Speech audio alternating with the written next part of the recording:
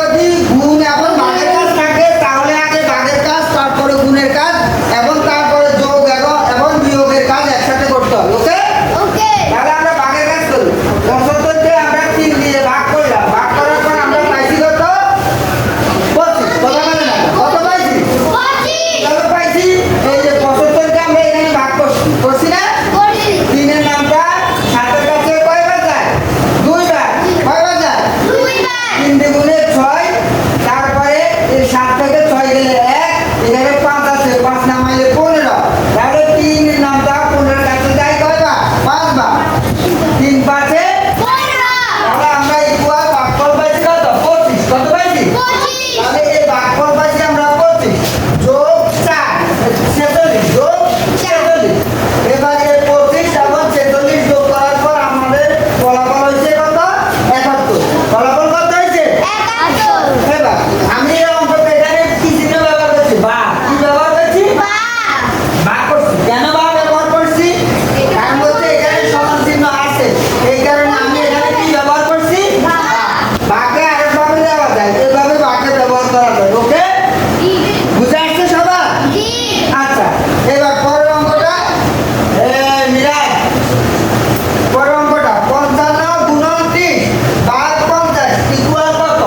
তাহলে আমরা দেখি ভাগ, এখানে যেহেতু ভাগের কাজ আছে তারপরে গুণের কাজ আছে, এই অঙ্কটার মধ্যে একটা ট্রিক্স আছে, দেখো। আমরা বলছি গুণ এবং ভাগের কাজ থাকলে আগে ভাগের কাজ তারপরে গুণের কাজ, যোগ বিয়োগ গুণ যোগ বিয়োগ গুণ ভাগ এগুলো থাকলে আগে ভাগের কাজ তারপরে গুণের কাজ তারপরে যোগ বিয়োগের কাজ একসাথে করতে হবে, বলছি না? কিন্তু এখানে ভাগও আছে গুণও আছে, কিন্তু এখানে গুণের কাজ আগে করতে হবে। কেন করতে হবে? কারণ 50 দিয়ে 30 কে ভাগ করা যায় না, কারণ 30 ছোট। 30 তাহলে আমরা আগে গুণের কাজ করতে হবে। 55 কে 30 দিয়ে গুণ করতে হবে। আমরা এখানে করছি 55 কে 30 দিয়ে গুণ করছি, করছি না? শূন্য দিয়ে 5 কে গুণ করলে 0, 0 দিয়ে 5 কে গুণ করলে 0, একবার খালি 3 দিয়ে 5 কে গুণ করলে 15, 15 এর 5 হাতে 1, 3 দিয়ে 5 কে গুণ করলে 15, 15 আর হাতে রাখে 16, যোগ করার পর আমরা পাইছি 165। 165 এটা আমাদের ফলাফল 165।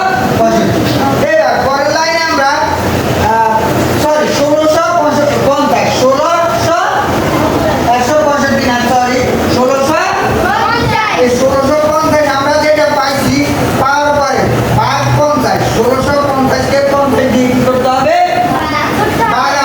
এবার আমরা 1650 কে 50 দিয়ে ভাগ করি, দেখি 50 একের কাছে যায় না, এক ছোট 6 মিলে 16 কাছে যায় না, 16 ছোট এদিকে, তারপরে 5 মিলে 165, 165 কাছে 3 বার যায়, কয়বার? 50 একে 50, 50 দুগুণে 100, 3 50 150, 150, 3 50 150, তাহলে 3 বার নিচ্ছে 150। বিয়োগ করার পর থাকলো 5, কত থাকলো? বিয়োগ করার পর কত থাকলো? 5। এখানে থাকলো 0, তাহলে 50, 50 এর কাছে একবার যায়, 50 থেকে তাহলে বিয়োগ করলে কিছু থাকে না, আমরা ফলাফল পাইলাম 31। কত?